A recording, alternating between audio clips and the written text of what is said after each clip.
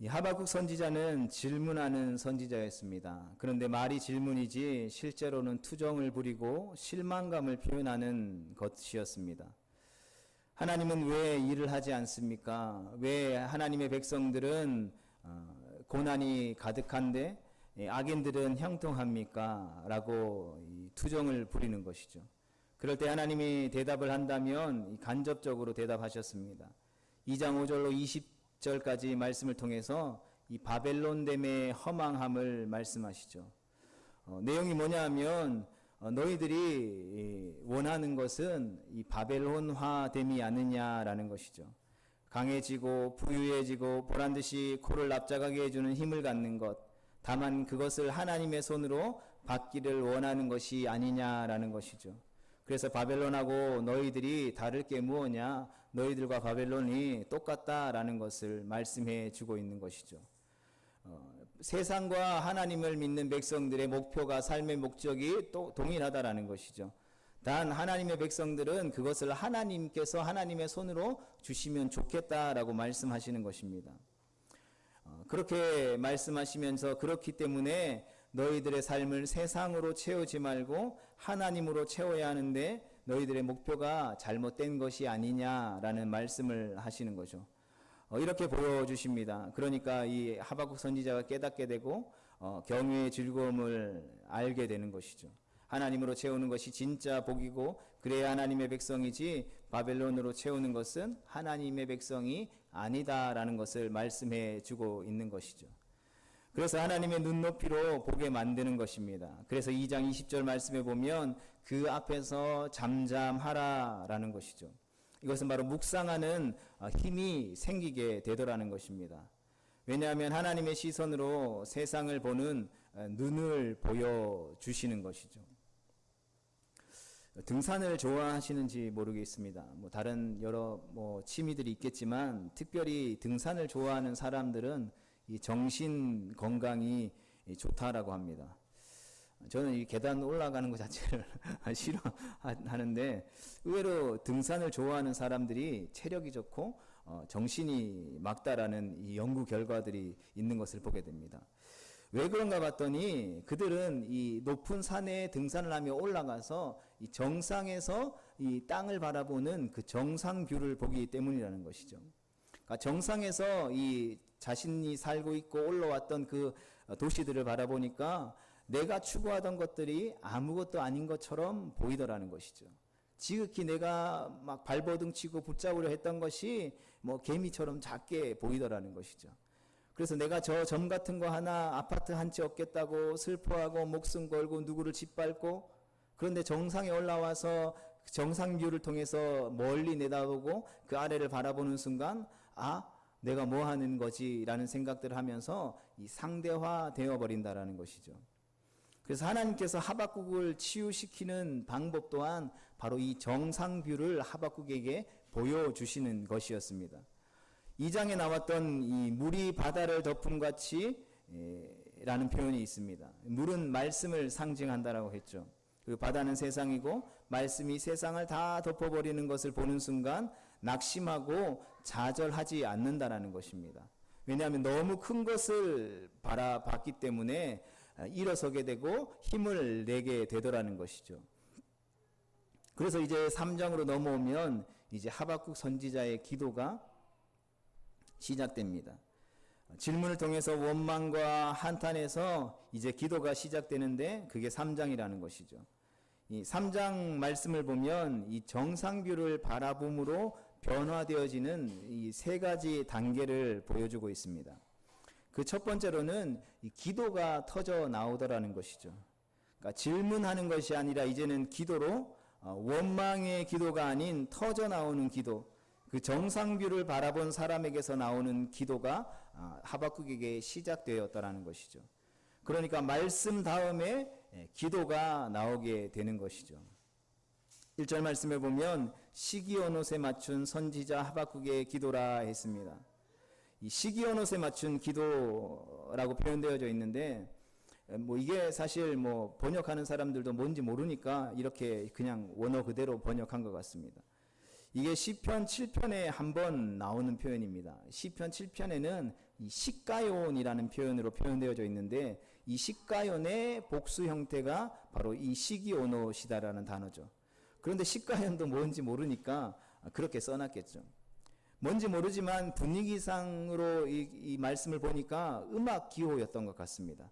그 중에서도 슬픔을 표현하는 노래의 음악 기호, 그러니까 슬프게 부르라는 것이죠. 그래서 시편 7편을 보니까 베냐민인 구시가 뭐 이 사람도 사실 누군지는 모르겠습니다. 그런데 다윗에게 와서 이 다윗을 놀렸나 봐요. 조롱하면서, 야, 하나님 믿는다면서, 야, 너 꼴이 뭐냐, 뭐 집안도 망하고 뭐 자식들도 잘 안 되고 또 뭐 쫄딱 망했지, 도망 다녔지. 다윗의 상황이 사실 그랬던 것 같아요. 그러면 우리는 어떨까요? 세상에서 조롱당하고 망했을 때, 넘어졌을 때, 망했을 때 망했다라고 하면 그게 얼마나 상처가 됩니까? 잘못한 것을 잘못했다라고 이야기하면 사실 상처가 되잖아요. 뭐 잘 됐으면 아무 일도 아닐 텐데, 현실이 고난 가운데 있는데 막 누군가가 나를 놀리고 조롱하면 우리의 심령이 사실 침체가 된다라는 것이죠. 그때 불렀던 노래가 바로 시가요온이었다라는 것이죠. 이 시기온은 또 마찬가지입니다. 침체가 되는데 다시 하나님께 기도함으로 말미암아 상승되어지는 거죠. 그것을 시기오노시다라고 하는 것이죠. 침체를 이기는 뭔가 모르는 셈이 확 들어온 것 같아요. 구약에는 그런 표현들이 사실 잘 없으니까 신약 개념으로 보면 이것이 성령이더라는 것이죠. 예수님의 제자들도 그랬던 것 같습니다. 예수님 십자가에 달려 죽으니까 다 침체됐죠. 다 뿔뿔이 흩어져서 그냥 옛날에 하던 일 그대로 해야 되겠다라고 다 고향으로 돌아갔다라는 거죠. 그런데 예수님께서 부활하셔서 찾아오신 후에 그들에게 성령을 부어주시니까 그들이 그 침체되었던 것에서 떨쳐버리고 일어나서 두려움을 이기고 세상을 향해 터져나와 복음을 증거하게 되더라는 것이죠. 그게 바로 시기오노시다라는 것입니다. 그러니까 절망 중에 터져나오는, 조롱 중에도 우리를 일으켜 세우게 만드는 이런 기도가 터져나오게 되더라는 것이죠. 바라기는 우리 삶 속에도 이러한 능력들이 나타날 수 있기를 주님의 이름으로 축복합니다. 그런데 이게 시기오노시라는 게 노래 형식인데, 그러니까 즉흥적으로 불렀던 노래는 아닌 것 같아요. 그러니까 22장 22절 같이 하나님 앞에 잠잠하라라고 하니까 이 하박국 선지자가 오랫동안 묵상했던 것 같아요.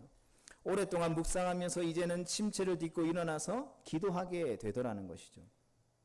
그러니까 오랫동안 품고 있는 말씀, 이 발효된 말씀, 뭐 예를 들면 우리가 예수님을 처음 만났을 때 주셨던 말씀이나 어떤 말씀을 통독하는 가운데, 아니면 어떤 예배를 통해서, 아니면 어떤 사람을 통해서 하나님이 말씀을 주시는 경우들이 있죠. 그리고 그 약속의 말씀을 붙들고 오랫동안 품고 기도하던 말씀이 있다라는 것입니다. 그러니까 말씀을 오래 품고 있으면 그 말씀이 발효가 돼서 불이 확 붙는 거죠. 터져 나오는 기도, 이런 게 있어야 된다라는 것입니다.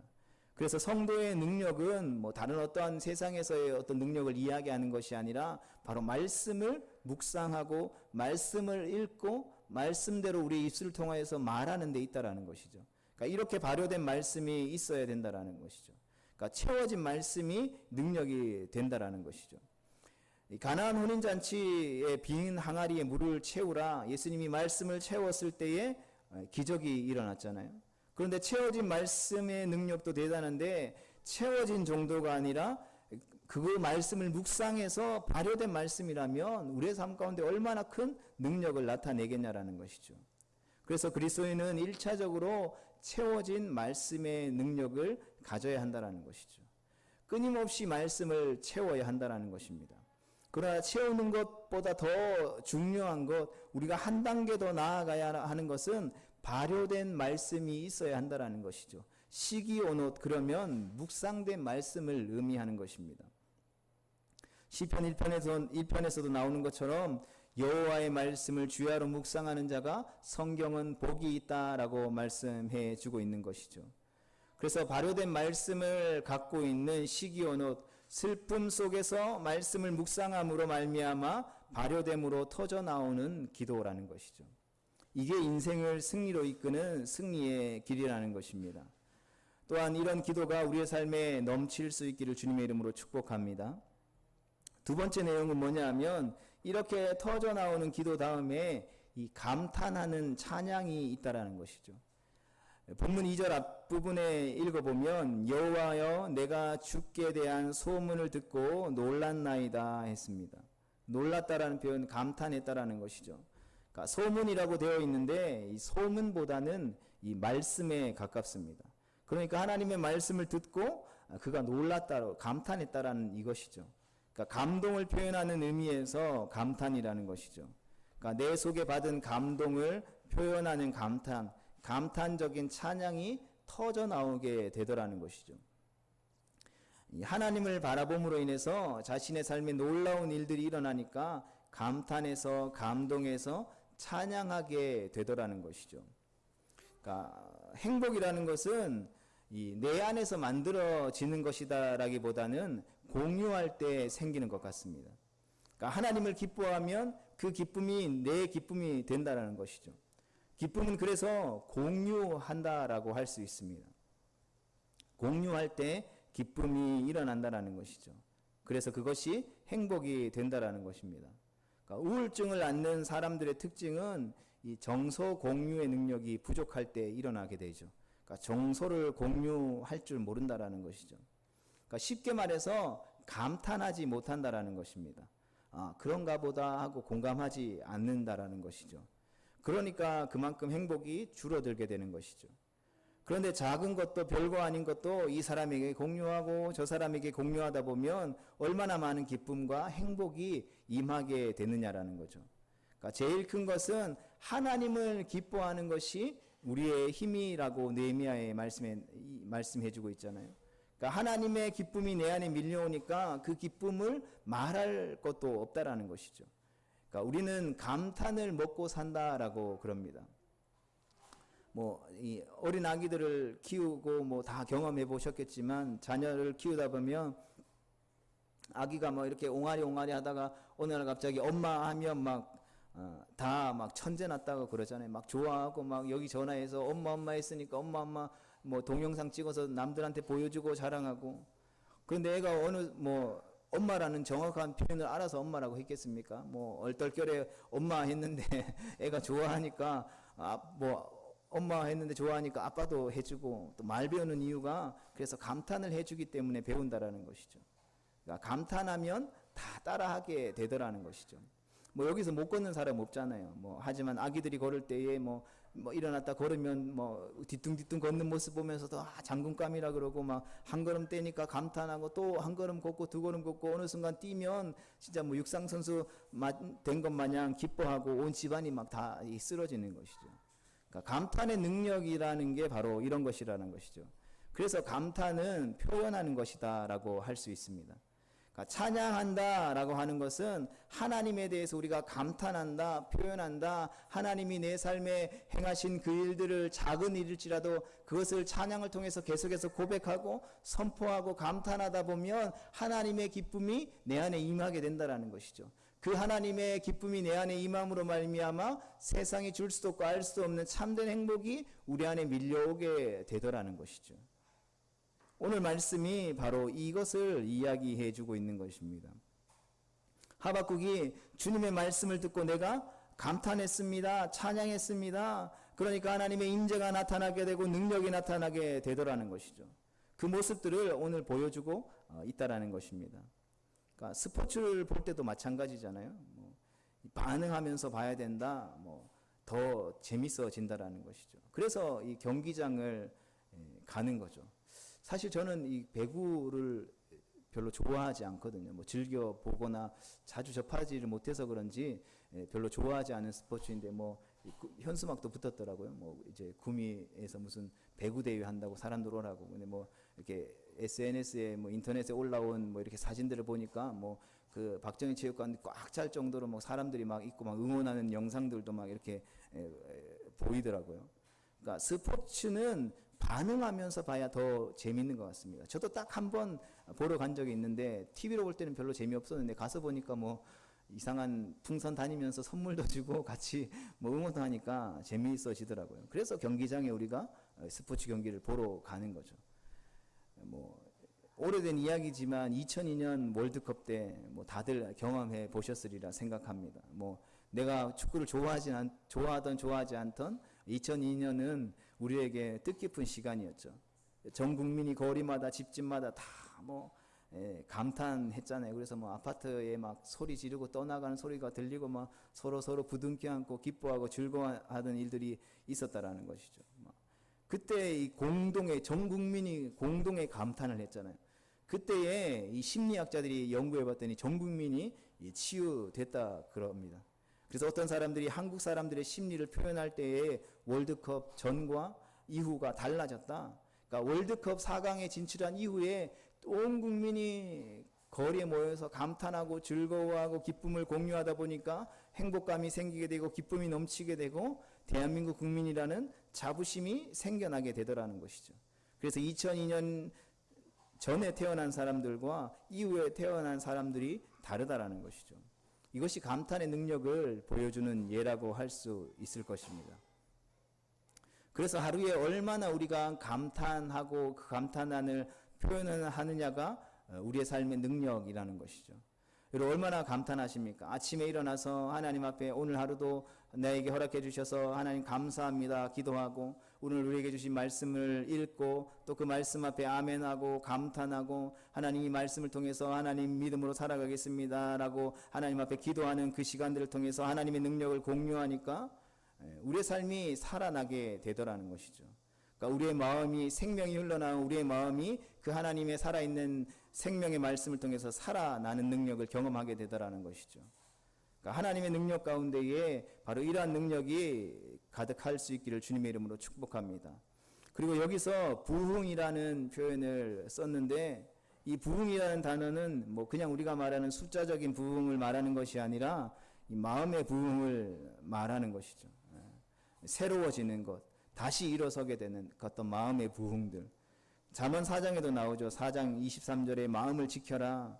그러니까 하나님을 감탄하게 될 때 찬양이 있게 되면 그러면 우리의 마음이 살아나게 된다라는 것이죠. 마른 뼈 가운데 죽어가는데 생기가 들어가면 하나님의 군대가 되듯이 상황과 형편에 상관없이 우리가 찬양하면 우리의 마음이 살아나게 된다라는 것이죠.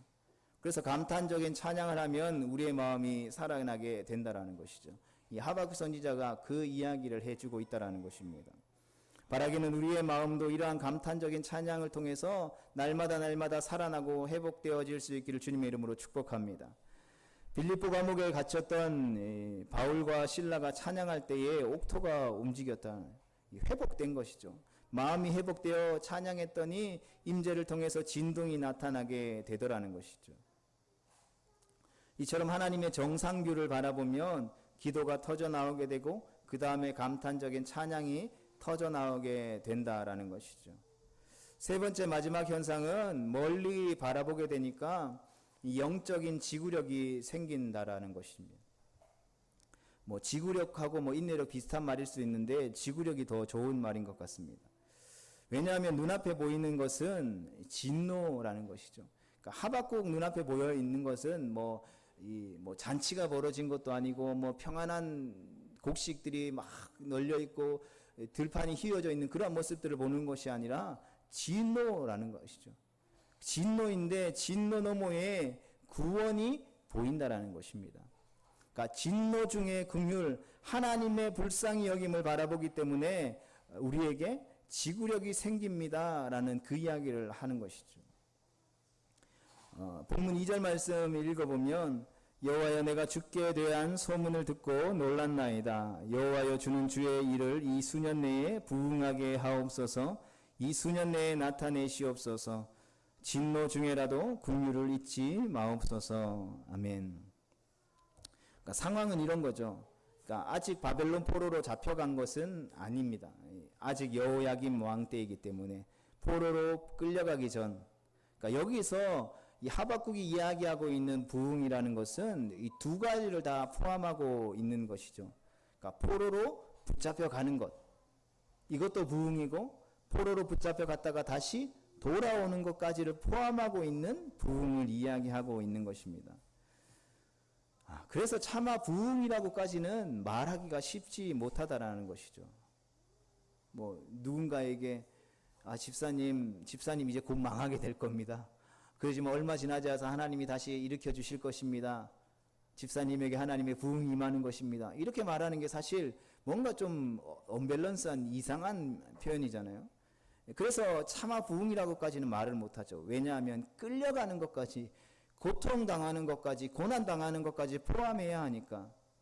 그러니까 이거 생략하고 그냥 부흥을 원하는 게 아니고 진노를 통과한 부흥을 말씀하고 있는 것이죠. 그러니까 진노 중에라도 하나님이 돌아와서 회복시킬 것입니다. 그러니까 이 확신이 있으니까 이 하박국 선지자가 하나님 부흥 주십시오 기도하는 것이죠. 여러분, 어떤 사람의 몸이 아프다고 생각해 봅시다. 그러니까 그런데 병원에 갔더니 그 병을 발견했답니다. 그리고 수술하면 그 병이 깨끗하게 나을 수 있다라는 의사의 확답도 받았습니다. 그러면 여러분, 수술할 수 있다라는 게 그 사람에게 있어서는, 그 환자에게 있어서는 축복이겠죠. 그런데 수술하려면 배를 갈라야 되죠. 배를 가르는 것만 바라보고, 배를 가르는 것 때문에 나는 저주받았어, 나는 심판받았어, 이렇게 이야기하면 안 된다라는 것이죠. 수술은 아프지만 그 수술을 통해서 나의 아픈 부위를 도려내면 내가 더 건강해질 수 있기 때문에 이것은 나에게 있어서 복이라는 것이죠. 그러니까 수술 후에 구원받게 된다라는 것이죠. 그것은 주님을 신뢰할 때 확실히 나오게 되잖아요. 그걸 기도하고 있는 거죠. 그래서 지구력이 생긴다라는 것입니다. 지금은 수술대 앞에 놓여지게 되는 상황이지만, 마취하고 배를 갈라야 되는 상황이지만, 그 힘든 수술대의 시간들을 견뎌내면 내가 이전보다 더 건강해질 수 있고 건강을 회복할 수 있게 된다라는 것이죠.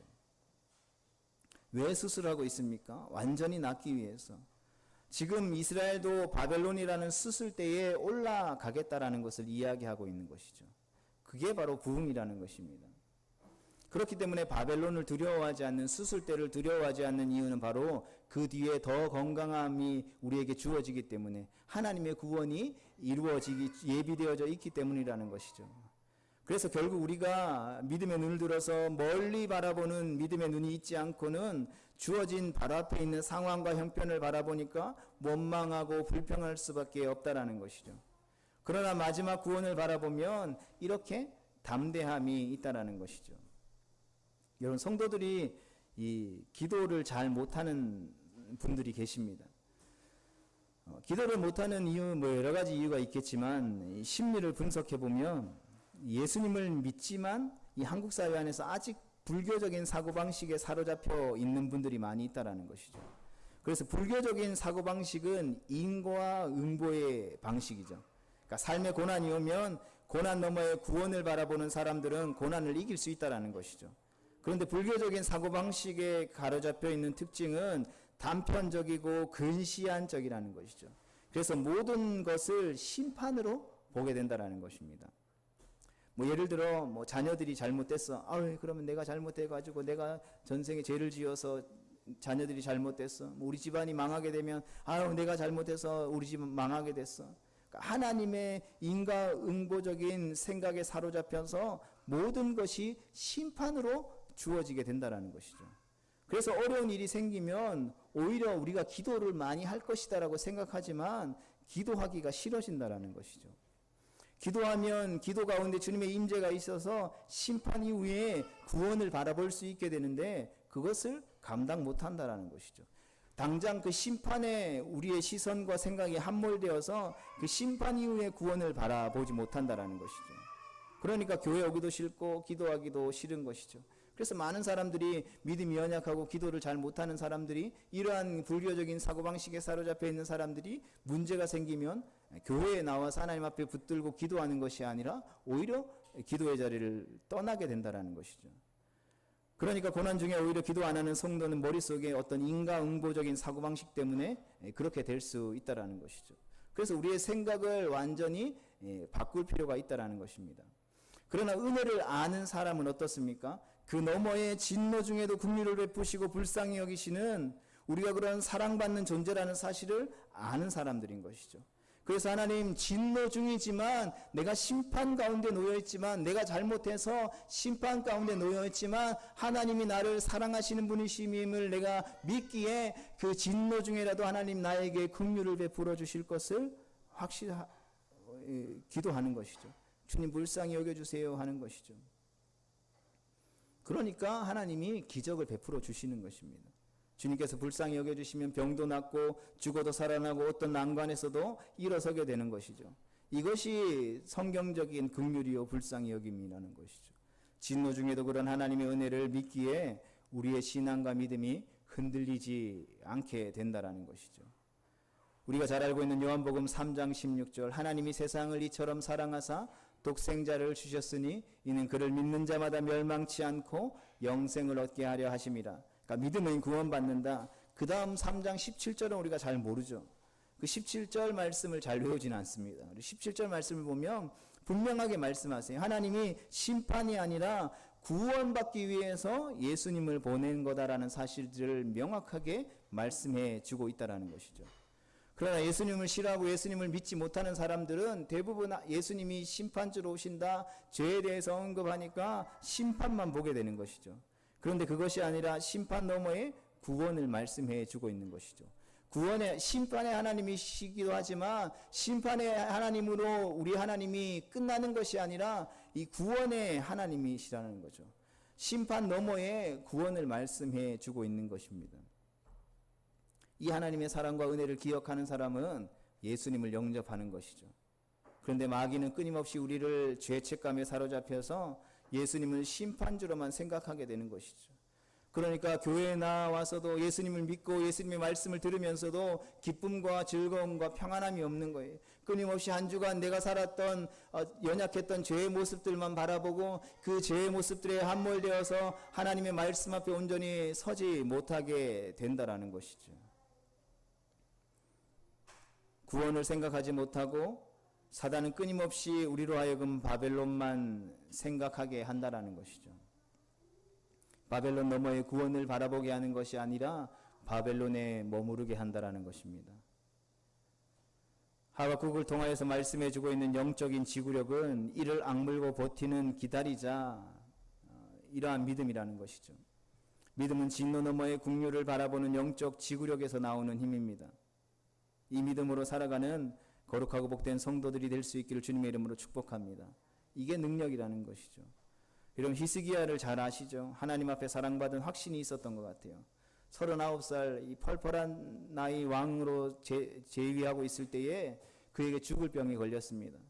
뭐 병에 걸리면 의사가 당신 곧 죽습니다 하면 막 가슴이 무너진다고 하잖아요. 뭐 별로 아픈지도 몰랐는데 병원에 가서 진단받고 의사의 그 말을 듣는 순간 뭐 마음이 무너져 내리고 절망이 되고 그로 인해서 심리적인 압박감이 와서 온몸에 통증이 생기고 뭐 이런 일들. 그래서 의사가 하는 말에 힘이 있다라고 그러죠. 그래서 의사 말을 듣고 막 울고 불고 막 이러잖아요. 그런데 하나님의 말씀이면 뭐 더 강력하겠죠. 그런데 이 히스기야에게 죽을 병이 걸린 히스기야에게 의사가 죽을 병이 걸렸다라고 말하는 것 이상으로 하나님이 히스기야에게 뭐라고 말씀합니까? 하나님의 말씀이 야 너 곧 죽어 이렇게 말씀하고 있는 것이죠. 하나님이 오늘 우리 가운데 찾아오셔서 너 곧 죽어 이러면 뭐 더 이상 뭐라고 말하겠습니까? 하나님이 뭐 죽는다는데 그러면 끝난 거죠. 하나님이 끝났다 그랬는데 그런데 남아있는 기도가 있는 사람이 히스기야였다라는 것이죠. 뭐라고 히스기야가 기도합니까? 네, 그렇습니다. 제가 죽을 병이 걸렸습니다. 죽게 됩니다. 그러나 그러한 하나님의 죽을 병이 걸렸다 죽는다라는 그 진노 중에라도 하나님 나에게 긍휼을 베풀어 주세요라고 하나님 앞에 벽을 맞대고 하나님 앞에 간절히 기도했더니 하나님이 그에게 어떤 은혜를 베풀어 주셨습니까? 15년이라는 삶을 생명을 더 연장시켜 주셨다라는 것이죠.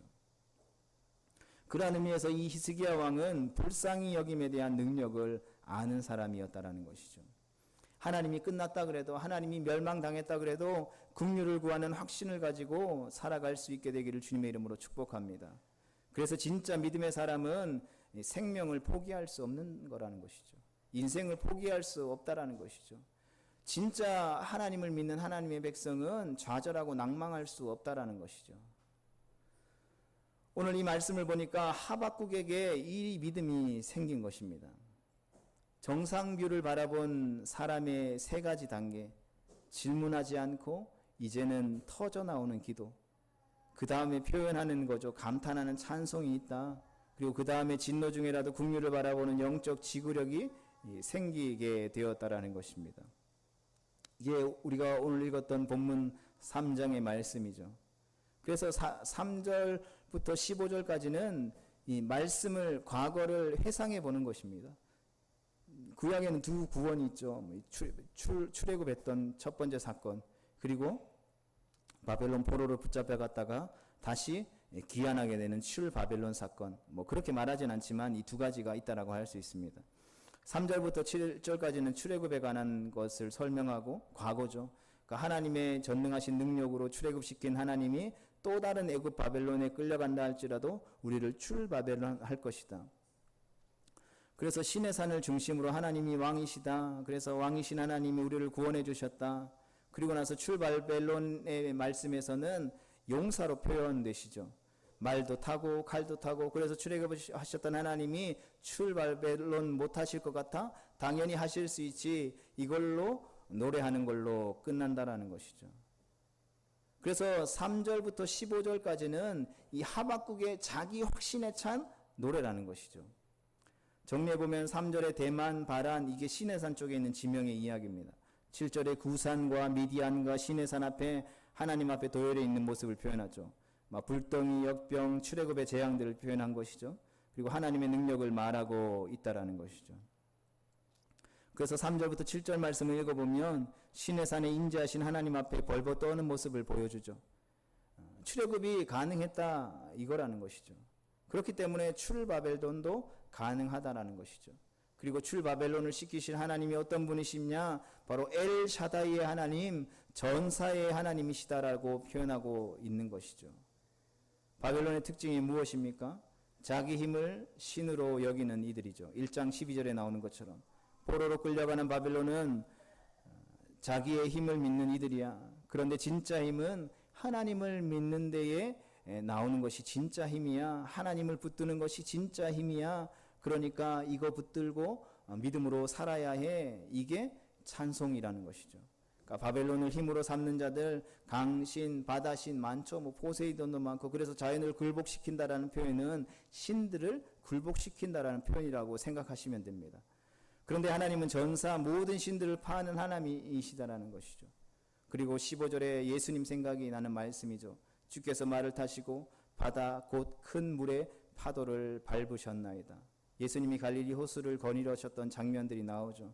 예수님께서 말을 타시고 큰 바다를 밟으셨다. 바다는 세상을 상징하죠. 세상의 힘, 예수님이 물 위를 걸으셨다라는 것은 그 힘을, 그 세상을 밟아버리셨다라는 상징적인 의미가 있다라는 것입니다. 그래서 예수님만 믿고 의지하면 세상의 그 어떠한 힘도 이길 수 있음을 믿으라는 것이죠. 그렇기 때문에 바벨론으로 출바벨론하는 것을, 바벨론의 포로로 붙잡혀가는 것과 거기서 출바벨론하는 것을 두려워하지 말라라는 것이죠. 세상에 나오는 것을 두려워하지 말라는 것, 그것을 지금 이 하박국이 찬송하고 있다라는 것입니다. 우리가 예수님의 모습을 그리면서 출바벨론에 대한 신뢰와 믿음을 지키라는 말씀이 바로 이 3장에 나오는 하박국의 말씀이라는 것이죠. 자기 힘을 신으로 믿는 바벨론에 가서도 진짜 힘은 하나님밖에 없다라는 것을 기억하라는 것입니다. 그 하나님을 믿고 70년 있다가 돌아오게 될 것이다. 그 하나님을 바라보고 바벨론에서 살아가다가 70년 후에 다시 하나님이 돌아오게 하실 때 우리가 돌아올게요. 이 이야기를 하는 것이죠. 자기의 확신과 믿음에 대한 확신과 신뢰를 표현하고 있는 말씀이 바로 오늘 본문 말씀이라는 것입니다. 이처럼 하나님의 영광을 바라보는 사람은 비록 그의 삶이 바벨론 한가운데 있다 할지라도 흔들리지 않는다라는 것이죠. 오히려 기도가 터져 나오고 감탄적인 찬송이 나오고 그리고 진노 중에라도 국류를 바라보는 영적 지구력이 생기게 된다라는 것입니다.